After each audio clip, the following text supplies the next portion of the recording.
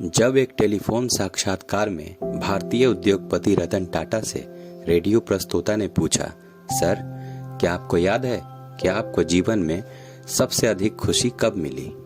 श्री रतन टाटा ने कहा, मैं जीवन में खुशी के 4 चरणों से गुजरा हूँ और आखिरकार मुझे सच्चे सुख का अर्थ समझ में आया। पहला चरण धन और साधन संचय करना था, लेकिन इस स्तर पर मुझे वह सुख नहीं मिला जो मैं चाहता था। फिर कीमती सामान और वस्तुओं को इकट्ठा करने का दूसरा चरण आया, लेकिन मैंने महसूस किया कि इस चीज का असर भी अस्थायी होता है और कीमती चीजों की चमक ज्यादा देर तक नहीं रहती। फिर आया बड़ा प्रोजेक्ट मिलने का तीसरा चरण। वह तब था जब भारत और अफ्रीका में डीजल की आपूर्ति का 95% मेरे पास था। मैं भारत और पूरे एशिया में सबसे बड़े इस्पात कारखाने का मालिक भी था, लेकिन यहाँ भी मुझे वो खुशी नहीं मिली जैसी मैंने कल्पना की थी। चौथा चरण वह समय था जब मेरे एक मित्र ने मुझे कुछ विकलांग बच्चों के लिए व्हील चेयर खरीदने के लिए कहा। लगभग 200 बच्चे थे। दोस्त के कहने पर मैंने व्हील चेयर खरीद ली, लेकिन दोस्त ने जिद की कि मैं भी उसके साथ जाऊं और बच्चों को व्हील चेयर वेट करूं। मैं तैयार हो गया। वहां मैंने सारे बच्चों को अपने हाथों से व्हील चेयर दिया।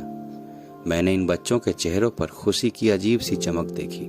मैंने उन सभी को व्हील चेयर पर बैठे, घूमते और मस्ती करते देखा। ये ऐसा था जैसे वे किसी पिकनिक स्पॉट पर पहुंच गए हो, जहां वे बड़ा उपहार जीत कर शेयर कर रहे हो। मुझे उस दिन अपने अंदर असली खुशी महसूस हुई।